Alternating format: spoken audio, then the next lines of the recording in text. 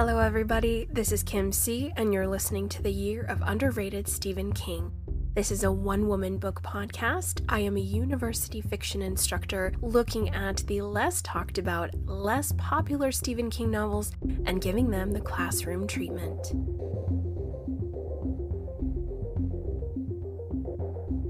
Happy Year of the Rabbit, everybody! I'm really excited because I'm a tiger and it's gonna be a good one for me. I hope it's gonna be a good one for all of you. Last year was Year of the Tiger. You'd think it would have been good for me, but no. As a matter of fact, that's not how it works. So, can't complain, of course, but I will. It wasn't my favorite year. Going forward, welcome to part 1 of our 4-part 4 Past Midnight coverage, The Langoliers. Oh, it's so great to be with you guys. This was terrific fun. Lots of thoughts. Oh man, friends, I really feel like I just have a giant U-Haul truck completely packed to the hilt. Like, this moving van is absolutely jammed and I'm just gonna back it on up into your house. So that's how The Langoliers made me feel, guys. This is, of course, a Sci-Fi King tale, and as some of us may know, Sci-Fi King is slightly complicated, right? Ergo, I don't exactly know how I feel yet about this story. There's largely more positive than there is negative. But what was terrific fun is cracking this baby open while I was on an actual aircraft. I totally did that. It was completely coincidental. I just knew I was going to start with 4 Past Midnight. I've never ever read a single novella within 4 Past Midnight, so on my post-New Year's trip to the Arctic North of Minnesota, I decided let's start The Langoliers while I'm strapped in at 35,000 feet. That was wild times, my friend, let me tell you. It was great / not fun at all. So I struggle with flying on planes. I do require some heavy medication / sedation sometimes if I get a little anxious, but reading The Langoliers I thought would be helpful for me on my flight. Quite opposite, actually. Lots of stuff to talk about with everybody, but if you are new to the show, welcome. We hope you stay a while. How this is gonna go is our very traditional novel analyses / novella analyses. We're going to begin, of course, this is the intro section where I'm gonna tell you the rules of the game and how it's gonna work. We are then going to transition into the strengths of The Langoliers. We're going to look at the areas that I found really well done, very compelling, good stuff. Usually has a lot of literary analysis involved, so we're going to talk about structure, prose, character, dialogue, stuff we learned in English class, but I promise I'll make it fun.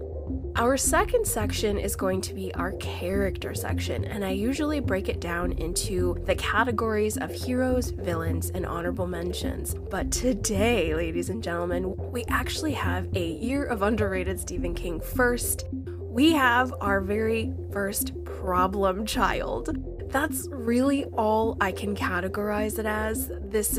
I can't wait to talk about it with you, but let's just say we have a new category and it's called Problem Child. We've never done that before. I'm excited. It's happening. It's happening today. Problem Child. That will be our character section. We have a lot of characters in this book. Not all of them get the appropriate spotlight, but we still gotta talk about it. So that will be quite a robust section, I feel. Unless I edit it down a little bit, which I might still do.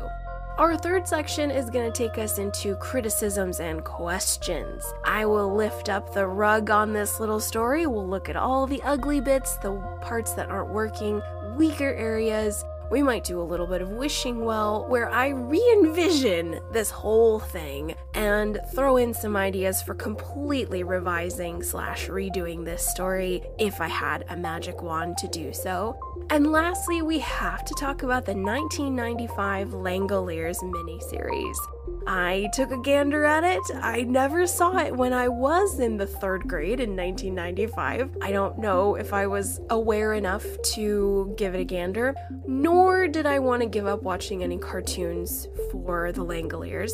But if I'm really reaching back into my memory banks, it was on ABC, I believe, and I recall seeing commercials for it. I do feel that is a real thing. So we must have a wee chat about the 1995 miniseries. It was 2 parts, about an hour and a half each night, minus commercials, of course. And then that will round out this episode. I plan to follow this exact structure for the additional 3 novellas we have with 4 Past Midnight, because longtime listeners know I am obsessed with Stephen King novellas. Short stories and novellas definitely blow my dress up in a different sort of way. Granted, I love the novels as well, but there's something magical when King is holding back a little bit, when he's not going as long, when he's playing with style and brevity. I can't help but explode when it comes to the novellas and short stories, so I'm gonna take my time with 4 Past Midnight. And my goodness, everybody, in the author foreword of this collection, I started to salivate. Holy crap. King is basically alerting the reader that we are about to start a new decade. He has been at this for 10 years and change. He's still having fun. He's checking the oil, making sure we're all good because we're on a long road trip and he has no intention of stopping. And just in the author foreword, guys, there is some beautiful writing. Oh, this prose, my goodness. I gotta share it with you. I was absolutely blown away. I am utilizing the American hardcover, and she be thick, ladies and gentlemen. This is a thick lady. She's a heavy one. So let's take a look at this small chunk from the author foreword. Here we go. They are, by and large, a little longer than the stories in different seasons, and they were written for the most part during the 2 years I was supposedly retired. Perhaps they are different because they came from a mind which found itself turning, at least temporarily, to darker subjects. Time, for instance, and the corrosive effects it can have on the human heart. The past, and the shadows it throws upon the present. Shadows where unpleasant things sometimes grow, and even more unpleasant things hide and grow fat. Yet not all of my concerns have changed, and most of my convictions have only grown stronger. I still believe in the resilience of the human heart and the essential validity of love. I still believe that connections between people can be made, and that the spirits which inhabit us sometimes touch. I still believe that the cost of those connections is horribly, outrageously high, and I still believe that the value received far outweighs the price which must be paid. I still believe, I suppose, in the coming of the white and in finding a place to make a stand, and defending that place to the death. There are old-fashioned concerns and beliefs, but I would be a liar if I did not admit I still own them, and that they still own me. Whew, preach, Steve. Whoa. Like, you guys and gals, holy fudge, that is tremendous and powerful, and yeah, that's what I got to wet my palate on before starting the Langoliers. So the theme of this collection seems to be time, which I am here for it. You guys know with my favorite novella collection, the one that started it all, Full Dark No Stars, the theme of that one is revenge. So if anybody's feeling a certain kind of way at the beginning of 2023, you can head back to that one at any time and we can talk about it. But the theme of time is what is governing 4 Past Midnight, and I am excited for it, I am here for it, I am down. So with this first tale, The Langoliers, it is indeed Sci-Fi King. I feel it's completely meant to be. I feel very serendipitous, as our first episode of 2022 was another Sci-Fi King. It was the first novella within the Skeleton Crew short story collection, The Mist. That one is terrific fun. It's an awesome creature feature, and I feel there's a little bit of parallels with The Mist and The Langoliers. We are once more dealing with creatures, however, The Mist is really over the top, completely bombastic in the best way, really just an explosive cinematic adventure.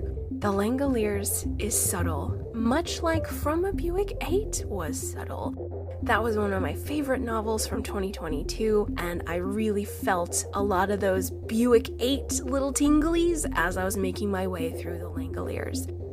This collection was published in 1990. The Langoliers is 246 pages, split between 9 chapters. During the author foreword, King is writing to us from 1989. So for you constant readers out there, we know right around 86, 87, we have some pretty ginormous King novels, and also the intervention that led to King's sobriety. I have focused on some of these titles throughout the podcast: Drawing of the Three, Misery, and the Tommyknockers. Those were right around that sticky area of sobriety and family intervention. So we are, in theory, in the early days of Sober King. So I'm eager to explore this. I feel much more close to From a Buick 8 than I do to the Tommyknockers, which is a very controversial King title. Well, perhaps not controversial, but it's a hot take. People have strong opinions about that book. Some people will defend it to the death and will debate you within an inch of their lives, and others, like myself, are happily ready in hand to throw some stones. Granted, I will also say lots of positive things about the Tommyknockers, but once more, we have Sci-Fi King here, ladies and gentlemen. And in my experience of now, I believe we're in the 50 plus, maybe 50, I think. High 40s, low 50s in terms of King titles I have thus far digested. In my experience, Sci-Fi King is a little tricky. I will talk more about that later. For now, let's remind everybody what the Langoliers is all about. It might have been a couple years since you've read this or watched the miniseries, or hopefully you've freshly read it. But just as a caveat emptor to everybody, buyer beware. I do my very best to avoid spoilers. However, I sometimes get into the gray area and will reveal certain things about the plot. However, I try to keep it as vague as possible. For example, I won't say exactly how someone dies. I will say they exited the novel. So yeah, I mean, if we're splitting hairs, that technically is a spoiler, but I do my best to keep it opaque. So just a heads up, guys, I do not want to spoil anything for you. Make sure you have freshly read or listened to the Langoliers so I don't ruin anything. I don't want to be that gal. Alright, here is a quick summary on what the Langoliers is all about. American Pride Flight 29 from LA to Boston gets a little complicated when half an hour after takeoff, over 100 passengers disappear into thin air, while 11 sleeping passengers awaken to a terrifying new reality. Pilot Brian Angle lands in Maine, where a deserted airport and scentless, noiseless, tasteless world is all there is. Alright, ladies and gentlemen, I think that will get us ready to head into this episode. Once more, I am your flight attendant, Kim C., and this is American Pride Flight 29 in service to Boston. Please make sure your seat and tray tables are in their upright and locked position. Fasten your seatbelt as our 4-hour, 55-minute flight will begin shortly. I hope you all have a safe and pleasant flight. Let's start the show.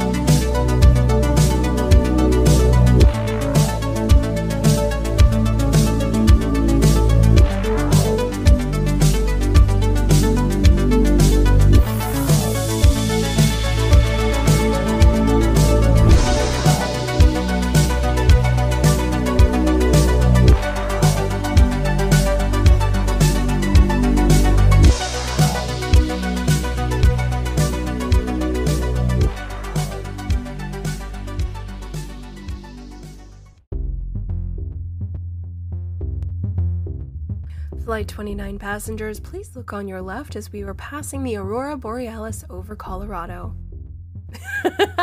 Does everyone like Flight Attendant Kim C? Perhaps I missed my calling. Perhaps not.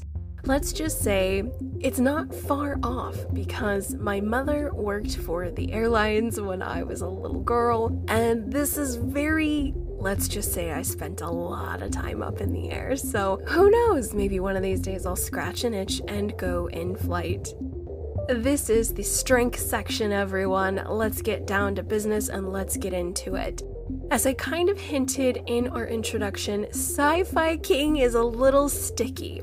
The reason why he's a little sticky, this is of course my own personal hypothesis.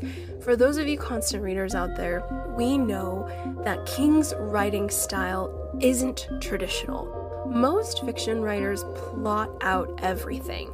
They do a lot of pre-writing, outlines, character sketches. They have the whole story mapped out before they even start typing. Mr. King is not that way. He has said ad nauseum over the years that he is a writer who discovers the story as he goes. He will see an image, a recurring theme. Usually it's just a specific vision in his mind, could be a memory, and then the story sort of builds around it. Here's the complicated thing with that in regards to science fiction. When you are world building, I believe as an instructor of fiction, I see 50 to 100 drafts every single week of this exact thing. You really need to know what you want to say with this new world, what you want it to be in order for it to be real to your reader. So that's the tricky thing with Steve's sci-fi. I think all of the large problem areas I've had with Steve's writing are all of his science fiction tales. From a Buick 8, the Tommy Knockers is a huge one for this, the short story The Jaunt, The Mist, and now the Langoliers. Of course, we will save all of that for our criticism section, but I do want to celebrate what we have in this complicated story with 3 areas of strength. So the first category that I absolutely love is setting. Oh my gosh, guys, the setting of this story is everything. It's absolutely everything. We have a 3-act narrative structure where we begin on an airplane. We are temporarily at an abandoned airport in Bangor, Maine, and then we are back on the airplane. So that is our structure. The setting is the mood of this book, guys. The entrapped powerlessness, the lack of control. Thankfully, we do have a character who is a pilot, which puts a lot of us readers at ease, but when you are 35,000 feet up and everyone disappears and you are just flying into abject darkness, there are no city lights below you, that really amps up the ambiance of this story. And King has the makings of a very intriguing thriller. So I'm so excited by the setting, guys. As I mentioned, I struggle with aircrafts. I really do. I don't like anything about them. It's the lack of control is the most part. Yes, I understand it's the safest way. I believe all of that. I really do. It's so many other things. It's the fact that we as little human beings are not supposed to be that high up in the sky. Thanks to science, we are able to, but it still doesn't make it okay. We're just flying through the air in a tin can, and it's definitely not natural. And when you have anxiety, you just spiral out. And I couldn't help but immensely enjoy what King was doing inside the aircraft with all of these 10 to 11, I believe it's 11. One of the characters is in and out of consciousness quite a bit, so I don't know if he counts. But I really, really enjoyed the setting of the Langoliers, guys. The airport is completely desolate and abandoned. Returning to the aircraft in order to make their escape is just as harrowing, and there's something so creepy and cool about a giant 767, I believe the flight is. That's a jumbo, that's a big boy, and you're just these isolated folks, and the setting is so great. And I think that's one of the redeeming qualities that makes this Sci-Fi King tale more palatable and less problematic for me. I really overlooked a lot of the areas of head scratchy, don't know if this is working, because I just enjoyed the structure of this and the setting. Setting, of course, is absolutely essential for all Gothic novels, and this one is terrific and is so strong all by itself. I found almost at the end of this story that I had such a love and appreciation for the aircraft because of everything that it had been through, and that it is their only vessel of safety. It is the only thing these people have. So setting is tremendous, guys. So if you've recently finished the Langoliers, I think exploring what King did with this airplane is very cool. I also think it set the stage for a very popular television show in the early 2000s. Me and Mr. Matt H. from Tower Junkies have sparred on this show once or twice. It is a favorite of his, so I'm going to be extremely kind. Lost by J.J. Abrams was absolutely humongous. I mean, that was the most popular show, and I do have a lot of respect for that show. It was very groundbreaking. Groundbreaking in the way that we have a flight from Australia to LA that crashes on a deserted island, and we follow in depth several characters that were on this flight for destiny, ? And we participate in several seasons trying to figure out why these characters were on that flight, why they were brought to the island. Fascinating stuff. I give Lost a lot of props, and I really feel we might not have a Lost without a Langoliers. Truly, guys, what King has planted here with this aircraft tale and the strong characters he puts on that plane, we've got something quite magical. I think it's a wonderful, wonderful setup for a story that should be celebrated in the Sci-Fi King arena. More on that later. My second category is called Science with the Sci-Fi. If you guys have participated in my From a Buick Gate coverage, I 1000% thought that King was putting on his science teacher hat and making us all participate in the scientific method when reading that book. Oh my gosh, guys, there's so much science. I feel as the reader, we are just observing and collecting data and really going through the scientific method again and again and again. And I think he does that here in just a more delicate way. King really taps into the five senses when exploring this sci-fi tale. When our passengers awake, everyone on board has disappeared, minus the 11 that are still present. On the seats are metal objects, dental fillings, diamond rings, watches, pacemakers. Anything that was in the body that is not organic bone material was left on the chairs. This is sort of our first scientific clue that the reader needs to hold in their mind, because what kind of phenomena would have occurred where this specific type of material would be left behind, right? So the science starts right away. It continues when the aircraft lands at Bangor Airport, and our characters speak about how the air has no scent. And I love that King explores scent in this particular tale. Scent is one of the most underutilized elements in fiction, so if you are a writer, make sure you are using smell as often as you can. Scents, odors, do it all. It's a huge, huge, underrated, underexplored sense within writing.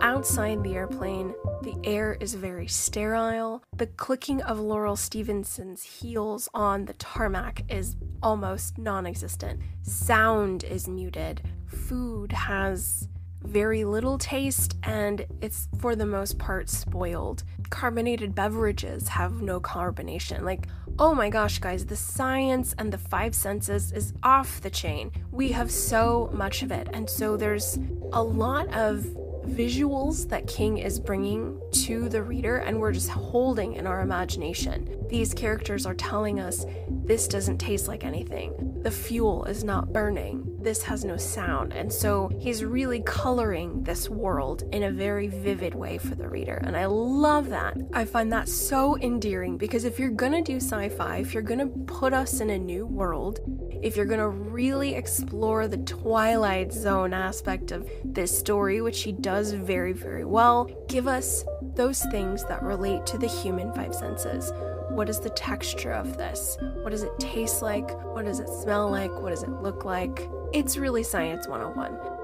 I really enjoyed this. I loved it in From a Buick 8, and I love it here. I think it's sort of giving us baby spoonfuls of this sci-fi world, and I appreciate that. I think in other sci-fi tales, it's a little bit force-fed to us, but anytime we get a little exposition on what the characters are experiencing is great.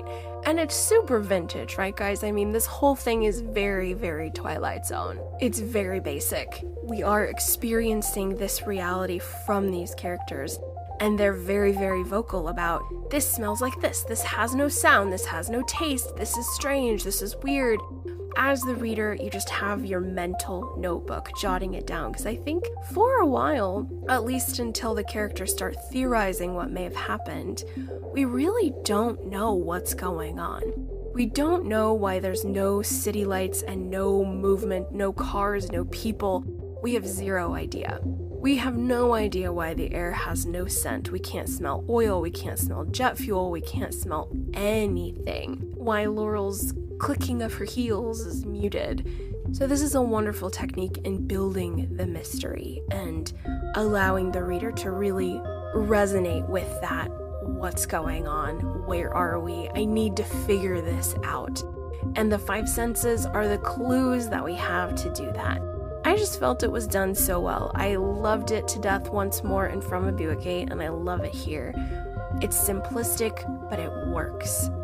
I really love all of the concrete details, the attention to detail that King gives to these little elements in order for the reader to put together that this world is not right. It's not right, everybody.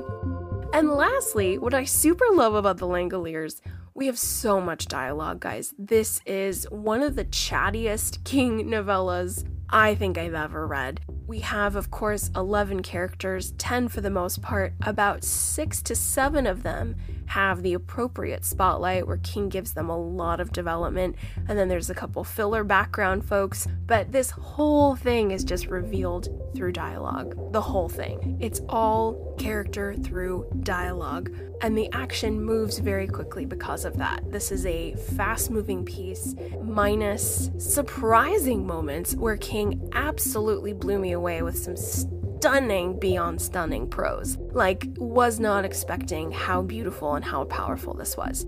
So we have dialogue everywhere, and then all of a sudden, King will just drop this beauty right on our laps. And I'm gonna share some of that beauty with you right now.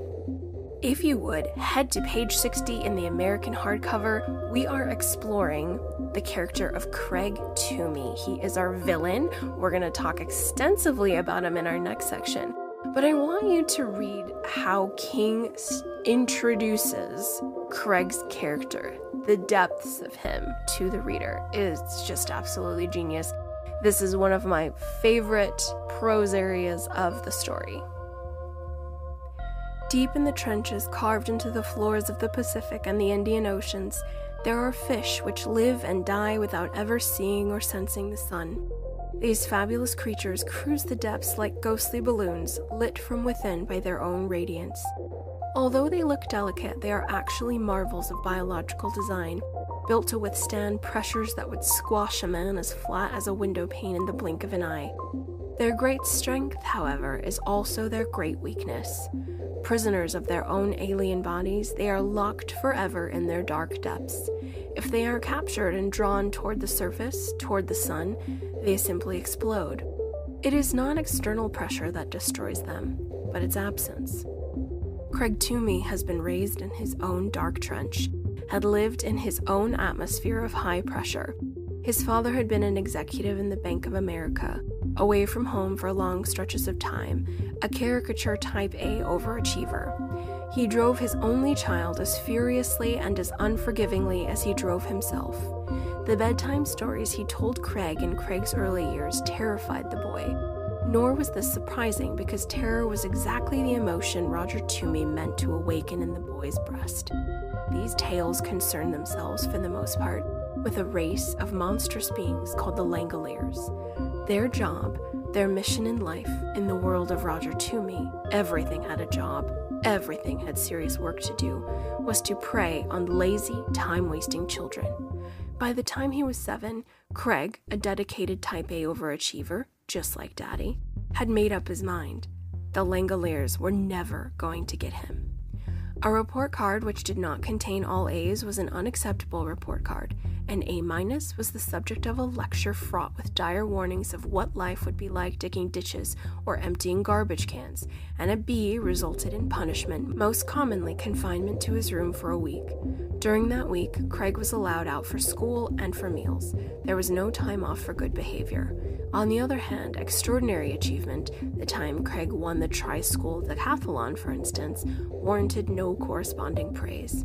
When Craig showed his father the medal which had been awarded him on that occasion, in an assembly before the entire student body, his father glanced at it, grunted once, and went back to his newspaper. Craig was 9 years old when his father died of a heart attack. He was actually sort of relieved that the Bank of America's answer to General Patton was gone.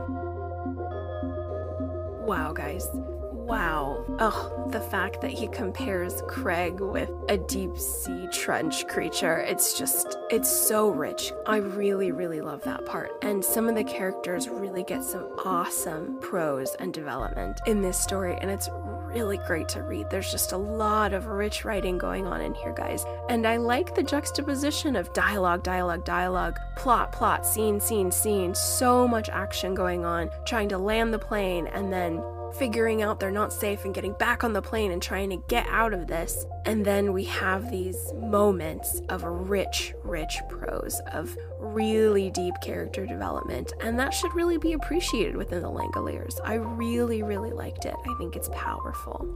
So to recap my favorite aspects of the Langoliers, setting. Oh, dear ones, setting is so strong. It is tremendous. It's the reason why I really will put the Langoliers at the top of the sci-fi king pile, I think. Next, we have science with the sci-fi, in particular, exploring the 5 senses over and over again. Lots of attention to detail, lots of concrete details explored, really allowing the reader to become the scientist, which I love. And lastly, dialogue and prose. It's everywhere, it is rich, it is good. Alright, passengers, I do believe the captain is turning off the seatbelt sign. Feel free to walk up and down the cabin at your leisure, and I'll see you in the next section.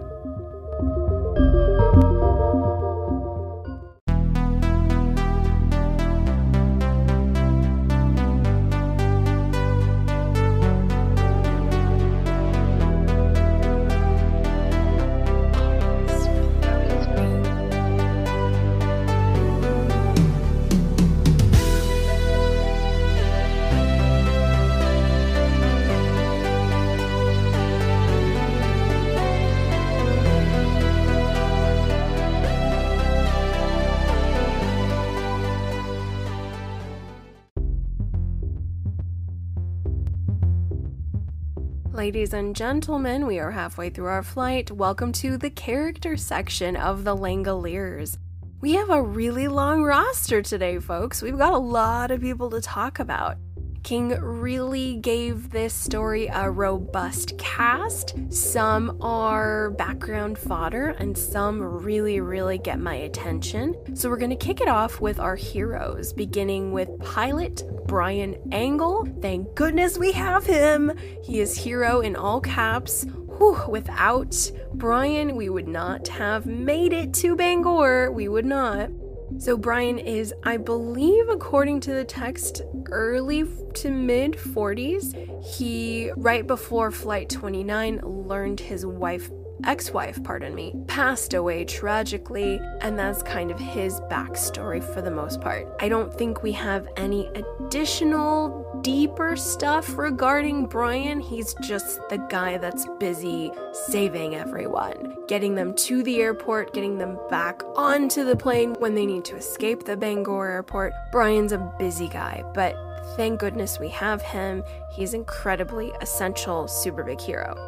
Next, we have the absolute scene stealer, and the one who I feel is our main guy. He's our main protagonist with a complicated history, and that is English citizen Nick Hopewell. Nick is an attaché to the British Embassy, and What we also find out a little bit later on in the story is that he is an actual assassin. And what's very interesting about Nick's character, and why I had maybe a little bit of trickiness, is that Nick is so charming, guys. He has all the wonderful English one-liners. He is so cheeky. He's the definition of cheeky. And he's just in every single scene, in every single moment. He is jumping in there. He is diving in headfirst, absolutely being the type A who's helping Brian, but also just plugging leaks everywhere he can. What's interesting about this is because he's so charming and enjoyable, really funny. Laurel has a huge crush on him, more on that later. Nick is an assassin. We know this toward the end. And so I am really fresh from reading the novel Billy Summers, which came out in 2021, about an assassin. Oh, still swooning for that book. But the character of Billy as an assassin is incredibly private, right? Like, pretty much next to no one knows his true identity. So either Nick Hopewell is extremely talented at creating the most believable, personable cover ever, or maybe King just the assassin part was tacked on without really thinking about it. Because Nick is such a joyful person, such an enjoyable character, guys. And he acts as if he doesn't have a lot weighing him down. Toward the end of the story, we get a couple details that he's murdered some people that, yikes, probably didn't deserve to be murdered, but for Queen and Country, there you go. So you'd think one of the things I love about Billy Summers is toward the end, I don't think I explored this in my episode, I really should have, but one thing I love about Billy Summers is at the end, King tells the reader,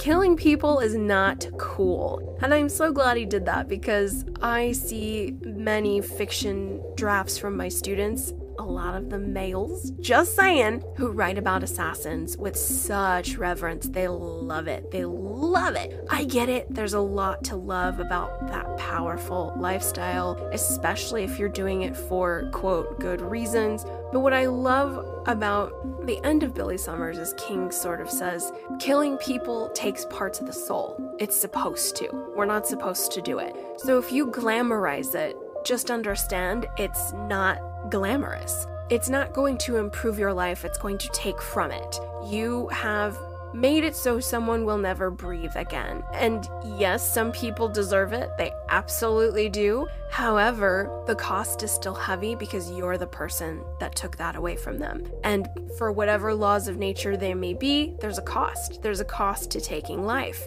And it's brilliant. It's so brilliant, and I love that King explores that. So although I absolutely enjoy Nick Hopewell, I don't know if I'm really believing him to be a true assassin, because he is such a joyful character. He is in everything, helping everybody, having a quippy little cheeky remark here, just knows all the answers, springing into action. I get that he's a soldier. Yeah, that works, but I don't know.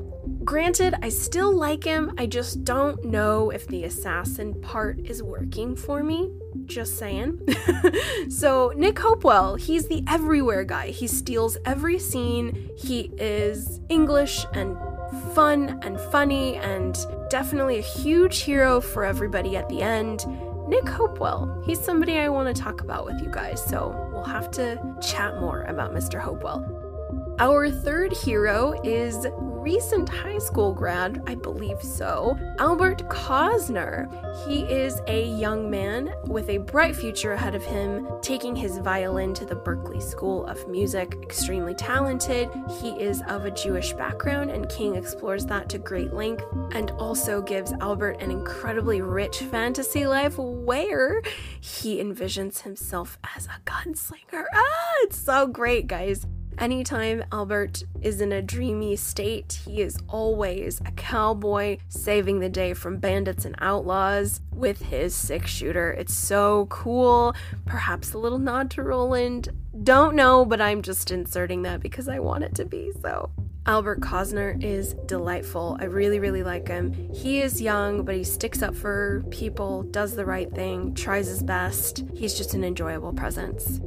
Our fourth hero, super huge character, in all caps, oh my goodness, this gal really saves the day. Young teenager Dinah Bellman. Dinah is really at the heart of this story because sort of King has made her our psychic child. According to the text, I believe she's approximately 11 years old. I don't have that in black and white, but if you guys have a page number showing her exact age, please let me know. But she is blind and heading to Boston for an eye operation that will hopefully grant a little bit of her sight back. Her parents don't seem to be in the picture. She is traveling with her aunt. And Dinah is a little underdeveloped for my taste because I feel King wanted to make her a very powerful psychic child, but it's dealt with a very gentle hand.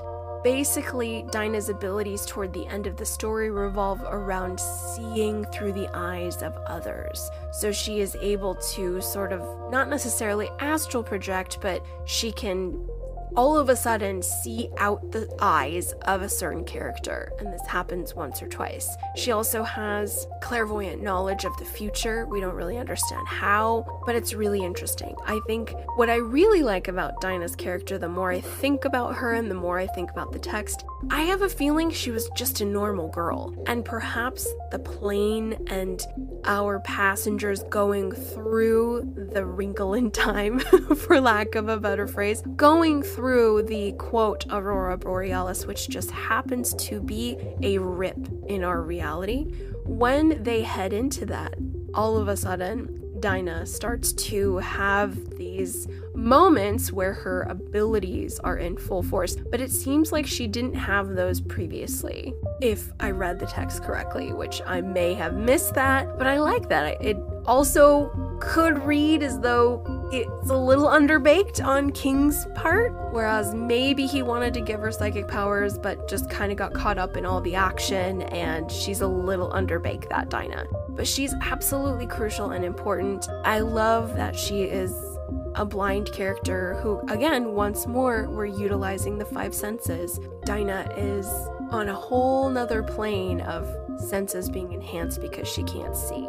But she is a total sweetheart. I really wish she would have stayed in the novel the whole time. That's all I'll say. But she is a character who I feel could be a contender for a really cool psychic king child. When we look at that archetype, we've got some amazing ones, right? We got little Danny, we've got Charlie, we've got such a vast array over the years. All the kids from the Institute, super duper special. But little Dinah, she's special. And I think that she really helped everybody get out of there alive. That's for darn sure. Huge hero to our young psychic child, Dinah Bellman. Let's dive headfirst into our villain category with the guy, the villain, Mr. Craig Toomey. As you heard from our previous section, the bit of prose I read, Craig had trauma with a big T in his youth, which really created a monster. He is an investment banker who, before Flight 29, has lost millions upon millions of dollars in bad bonds. He is a nut job and an absolute petulant child, throwing a fit, making life miserable for everyone on the flight. He is just a giant baby, and he copes with the stress and with things he can't control by ripping long strips of paper. It's a character detail I really enjoy about Craig. King, of course, gives Craig so much spotlight time, guys. Sometimes King really just gives those villains all the time they need to bloom, whereas others don't get as much. He gives Craig a lot, and I'm okay with it. He's a good villain, he's layered, he's complex. You realize he's not completely irredeemable based on what we know about him. Craig is our villain. He's the only villain. He's the only villain that we have, minus the sci-fi setting we could say is against our character roster. But Craig Toomey, very interesting, sad, yet compelling as a bad guy. We do have one honorable mention character, guys. I had to bring this gal up because she delights me.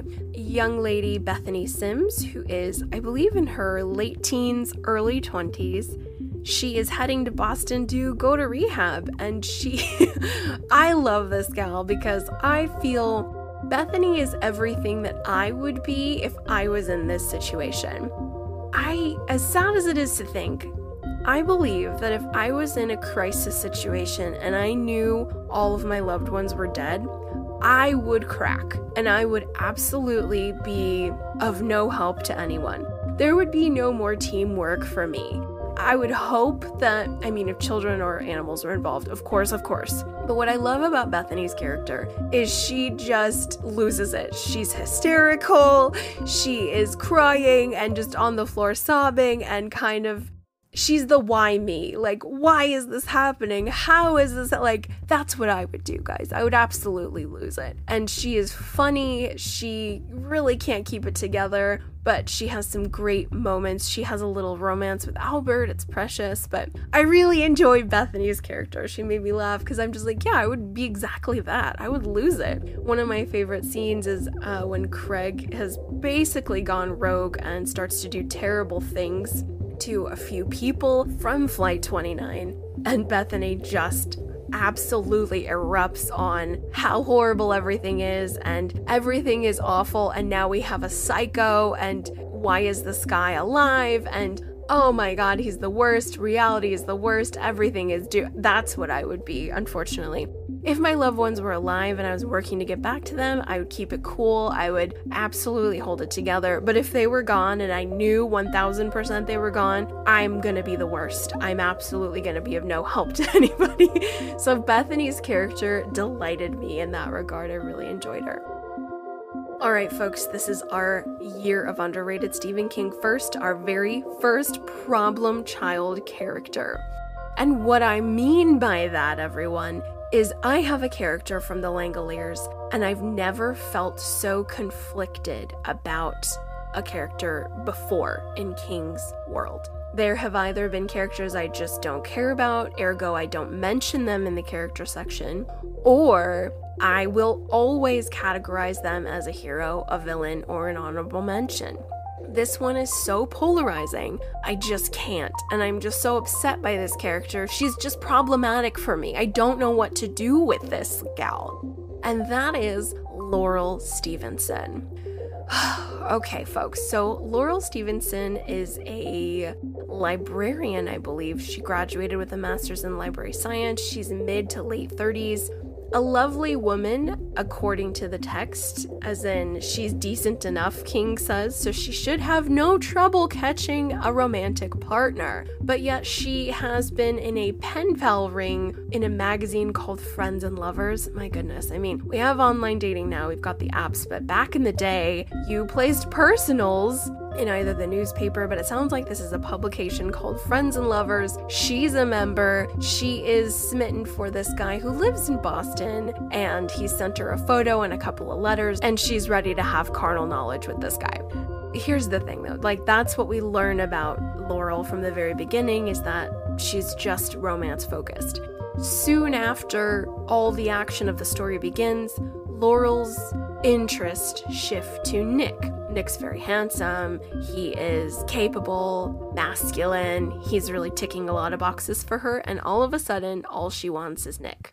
She does have some redeeming moments by helping Dinah. She is kind of a mother-like figure to her, takes care of her, helps her out, comforts her, so that's good. That part's redeeming. But when it comes to the depths of these characters, King gives her nothing but having the hots for Nick.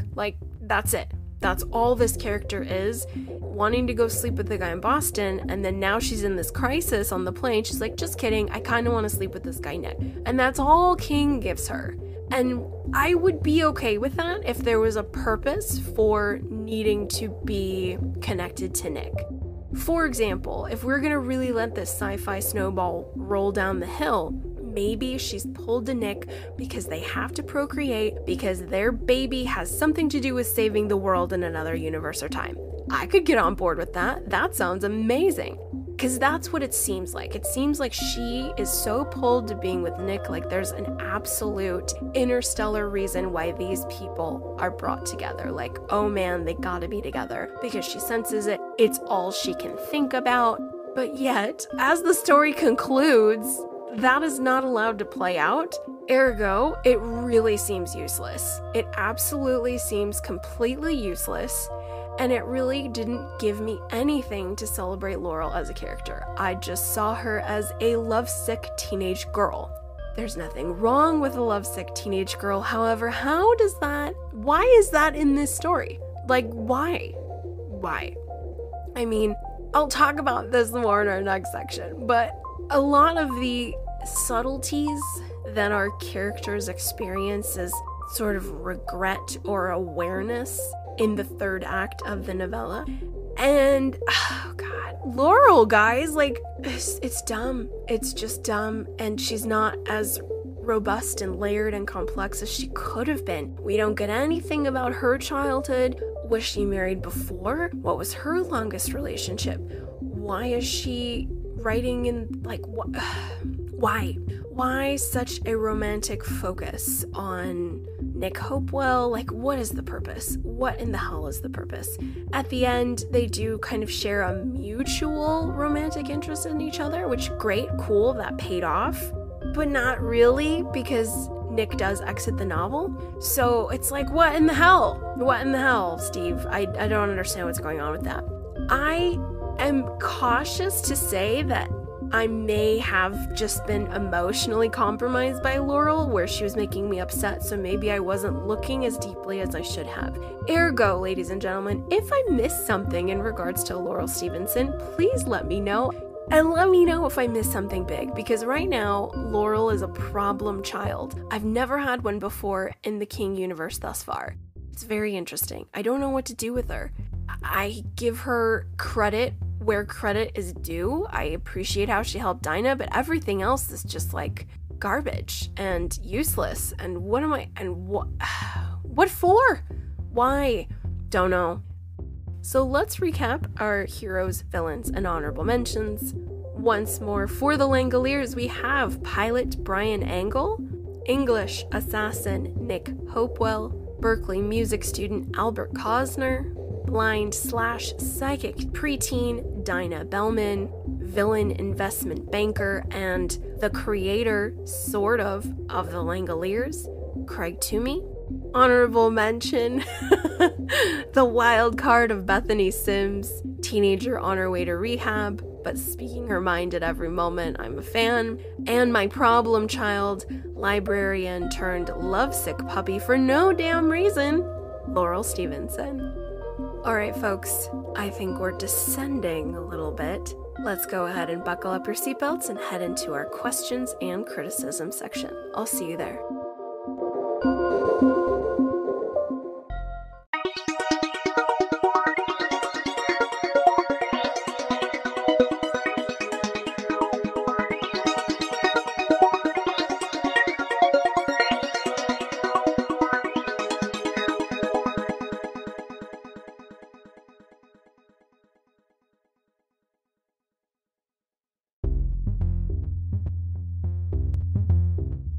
Alright passengers, while my fellow flight attendants are readying the cabin for landing, let's examine what's a bit off-kilter and a little wonky within the Langoliers novella.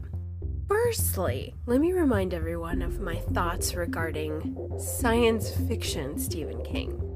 Based on the titles we've explored on the podcast thus far, The Mist, From a Buick 8, The Tommyknockers, I know I'm missing one, but concerning those in particular, all of which I've had issues with, but I like all of them in various ways for various reasons. But as I have kind of said a few times before, I feel what all of the titles that are Sci-Fi King, what they all have in common is the lack of pre-planning, the lack of outline, the lack of connection to the otherness of this other world. Because as most of us know, Stephen King is not a planner when he writes. He's a discoverer. And this is very unusual, guys. This is very rare in fiction. Usually, fiction writers will map out an entire novel.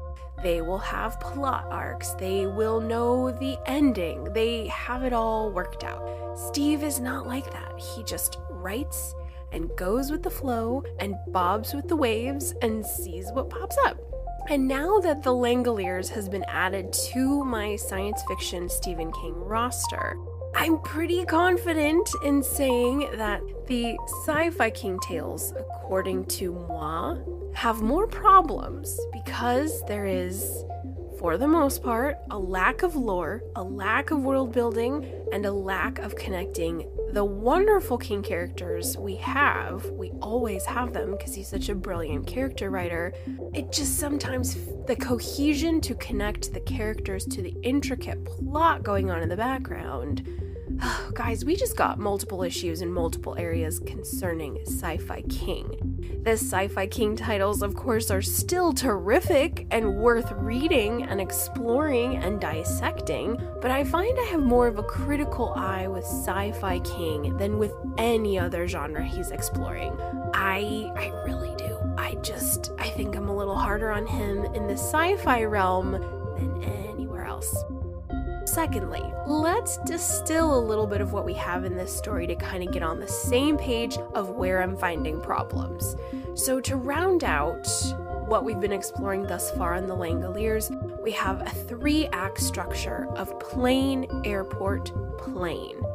It works so well. I really like it. We've got 11 survivors of the non-disappeared, and they figure out somehow that they have gone through a rip in space and time and ended up in a kind of purgatorial waiting zone they were never supposed to be in. Humans do not belong in this place. The Bangor airport is a dead-end space where sights, smells, tastes, atmosphere, physics, all the human things on Earth in the 20th century aren't operating normally in this place.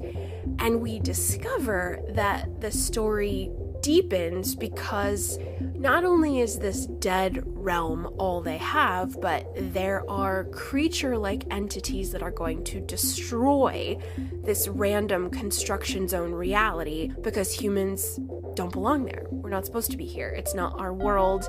It's just this raw data space. Who knows what they were using it for? Who knows who it belonged to previously? The theories are endless. The mysteries are endless.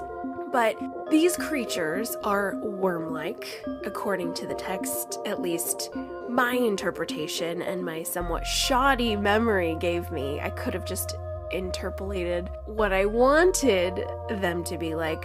Perhaps I was thinking of Frank Herbert's Dune, because I'm a fan, and I really, really like the Shai-Alud, who are the sandworms, the ginormous worms burrowing in and out of the sand on the dune planet of Arrakis. But bottom line, we've got some creatures that they have to escape before they're eaten and destroyed. Then we head into the 3rd act of the novella, where they only have the plane as a way of escape, so they get back on and they try and find somewhere out there that's habitable where they can land, and then serendipitously they realize they're able to go back through the time rip with moments to spare and dwindling fuel, and it's all really suspenseful, and then they get back home with no fuss, no muss. That was close. Whew, that was a close one. And everyone, dear friends, there's a happy ending where they all literally walk into the sunshine with no problems. Everything is back the way it was. Everything's got a bow wrapped up. Heading to the bar for cocktails, first rounds on Brian, and it's like, excuse me, what? The happy ending. And so now that I've spent some time with this novella, it seems to me, this is just my thoughts on the story, I have a feeling that King may have been going for a narrative Twilight Zone episode, or for my younger folk out there, a really elaborate Black Mirror episode where it just starts off as a normal American flight and then into the time-space mess we go, and watch out, there are monsters, and what are we gonna do? Back on the plane, and that was close. Home safe, home safe.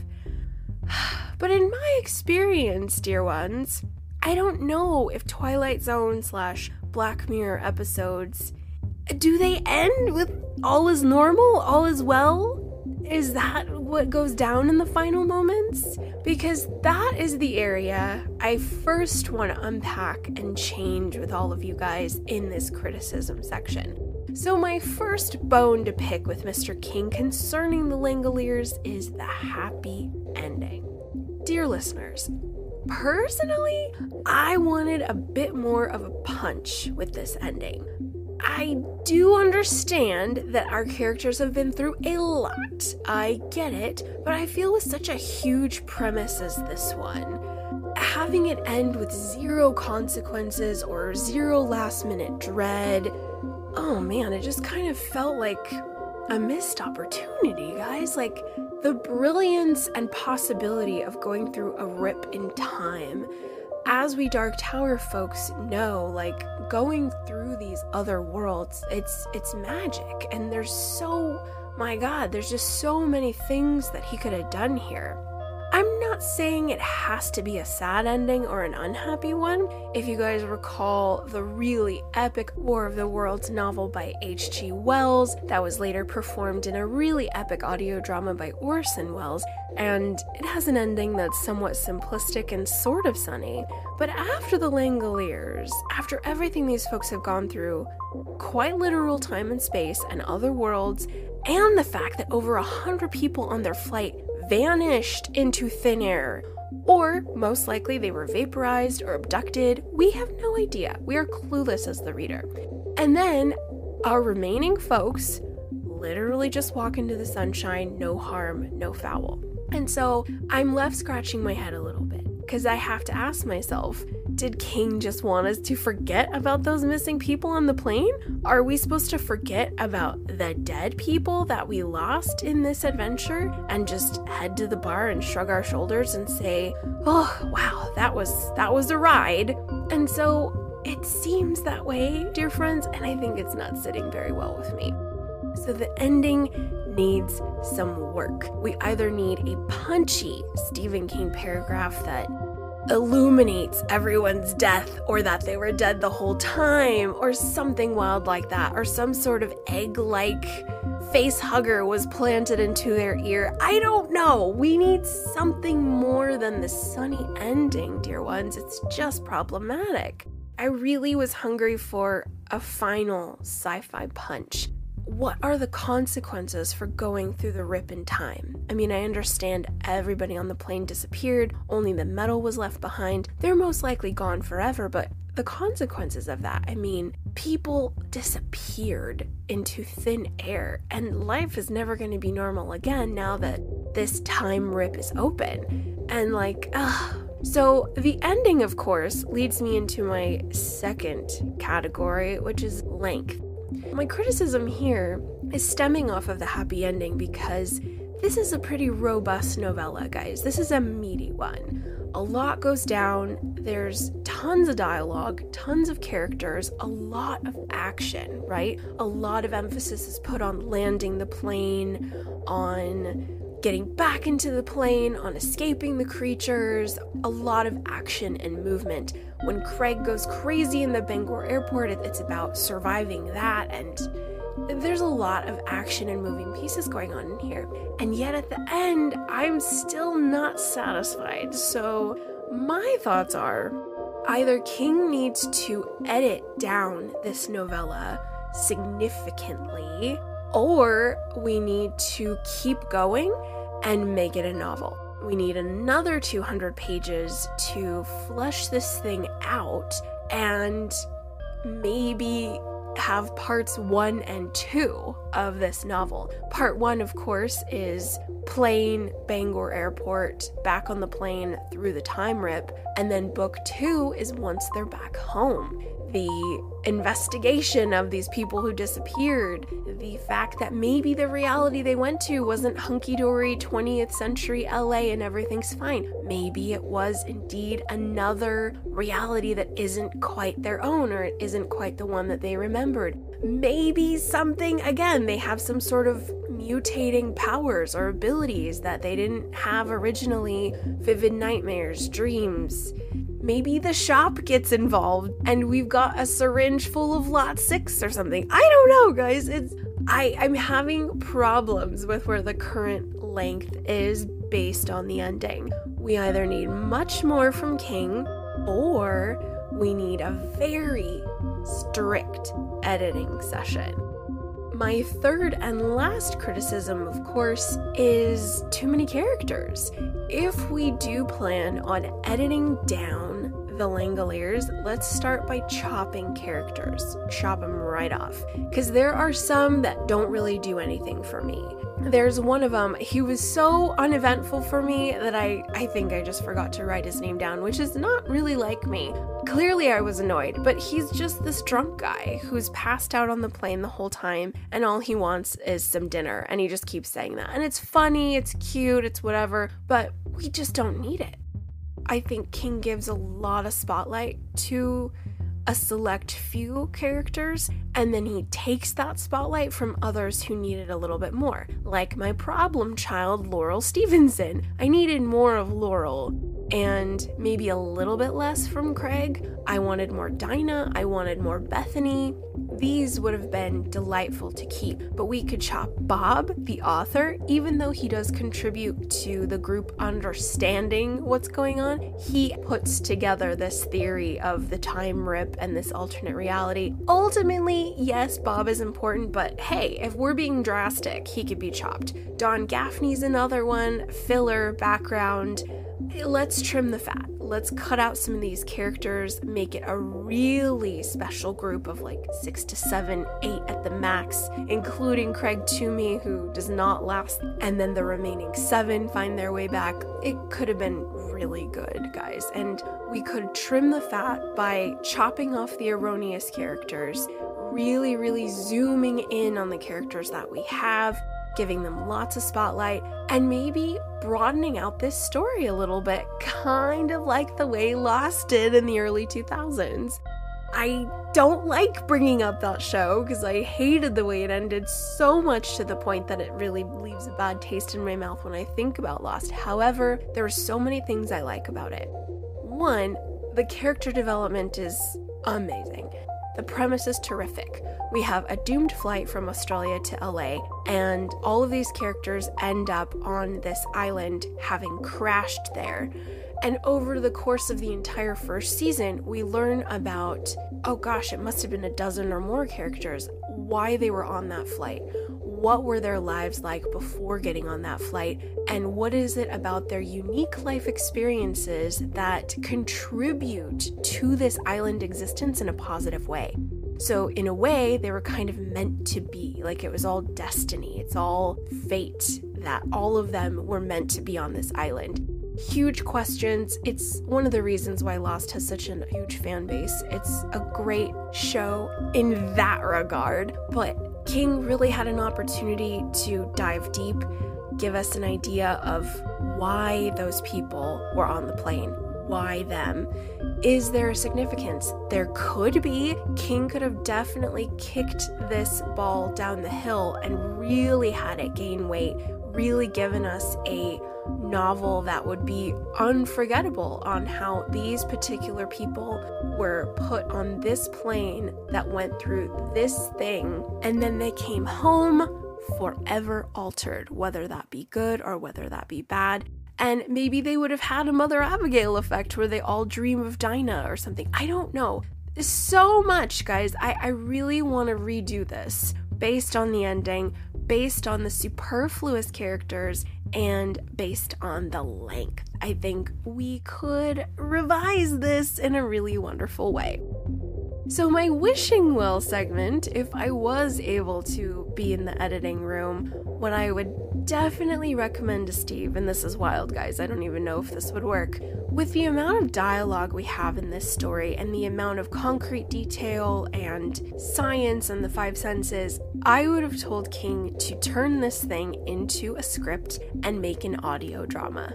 I know in the 90s, early 90s, late 80s, in fact. That probably would have been a very hard sell, but little would he know he would be decades ahead of the game now that all of us are plugged into audio dramas. This would have been tremendous, guys. It would have been along the lines of War of the Worlds. We could have had fantastic actors portraying these characters, and there's just so much dialogue. It would have worked. It would have moved the plot so well. He could have kept the amount of characters because we would have had differentiating voices to keep everybody clear.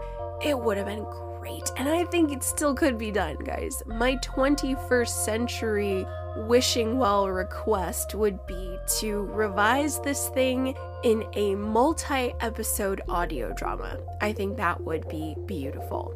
We could also turn it into a minimum 8-episode miniseries and really slow down the action, spend a little bit more time in Bangor, Maine, spend more time with these characters, learn about their lives, because King hints at that.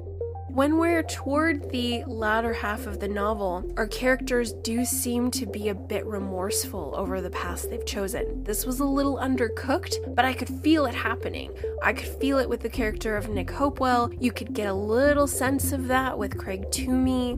Everyone started to reflect a little bit, and he was opening the can and then he quickly shut it, and then the novella ends, and I'm just like, no, Steve, we really could have had something amazing with these characters that you brought to this world. So yes, the 21st century revision, an audio drama, would be incredible. My friend Bryant Burnett pointed out that The Mist was actually turned into an audio drama, which, what an amazing experience that must be. I need to find a way to get my hands on it, but this would be perfect for it. We have a huge cast, lots of differentiating characters with elaborate backstories that King could augment, so it would be really, really rich and dynamic. And we have this wonderful premise of this jetliner accidentally going through a hole in time, and like, what opened it? Who opened it? How did this happen? Oh, the magic, the possibility. It's incredible.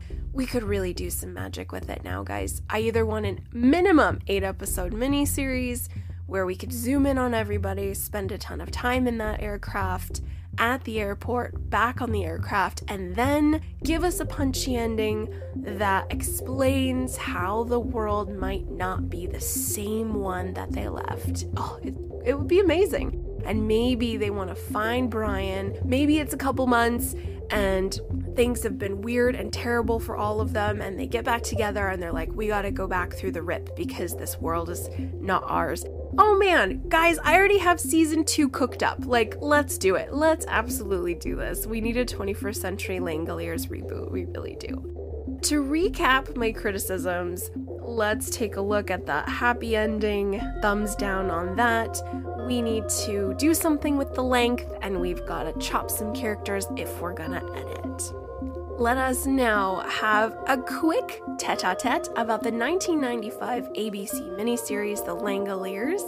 I was unable to find it on any streaming services, but thank you, YouTube. I was able to watch it in its entirety, and it's pretty good, guys. I was pleased with the performances and the casting. I felt it worked really well. The only part that's really cringy is, of course, the very end where we get a visual.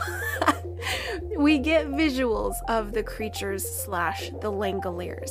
The Langoliers is a term coined by the horribly abusive father of Craig Toomey, who concocted this tale to scare his son. So these creatures really have nothing to do with Craig's past. They just happen to be called the Langoliers. It's just a kind of thread that happens. But said Langoliers, my friends, oh my god. Okay, let's just say they look like a giant flying meatball with chainsaw teeth flying through the sky at rapid speed, eating the world like Pac-Man. And that's how we conclude in the dramatic climax of a miniseries.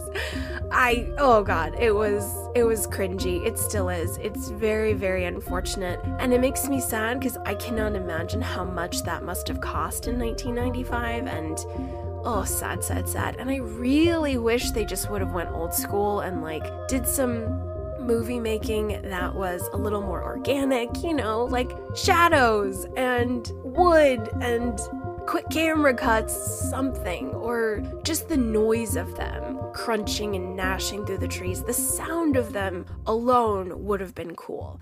Or just seeing somebody get eaten or ripped apart, but we don't necessarily see the creature. Man, old school suspense, old school Hitchcock techniques. We should have went that route in order for it to age gracefully. That is why Storm of the Century is 10 times better and came out only 4 years later. But I digress. The Langoliers, the performances are good, and I was actually pleased at how close it stayed to the text. We're actually very, very close to it. We don't deviate a lot. The only deviation I saw that I actually was okay with is I could see the director wanting to make Dinah's character a little more psychic, because she's a little hot and cold and underdeveloped until the third act. Dinah is kind of just a normal blind preteen until about halfway into the flight, and then we kind of get an idea that she might have some abilities. So the director ramps that up a little bit so the audience is aware that Dinah is special right away, which I'm actually okay with. I think it works. Creative decisions had to be made to make these roles defined, and Dinah as our sorta kinda psychic child, it worked. So I was actually okay with that. But there are no huge deviations from the story. Everything's really close. I respect that. I actually really am okay with that. So you could tell that they spent a lot of time on the plane portions, such as the frightening landings and takeoffs, which those are actually very scary because I don't do well with planes, but I was okay with it. I think there's just a lot of talking. There really is non-stop dialogue, which is okay, but there's really not a lot of time where, other than Craig Toomey, where we get a silent moment with one or two characters. It's fast moving, it's close to the novella, which is okay. I am pleased. I am. Yes. I have to this has been such a wild ride of analysis, folks, that I'm I don't know how I feel. I'm stuck. There's a lot going on in Langoliers. As I said, that moving van is full. I think I'm still a little bit jammed in my mind of how it's all working. But I was pleased with the miniseries. It's a little cringy. It hasn't aged that well. And the miniseries falters because the story is flawed. But other than that, everyone did great. So no complaints there. I recommend checking out the Langoliers on YouTube, or if you're able to stream it, awesome. Or if you have a really, really old DVD, that works as well. It's worth it. And this would be a terrific exercise for my class on how to edit, how to make it better. What could we do to enhance that ending? How could we chop a character that isn't contributing? How could we maybe extend the premise?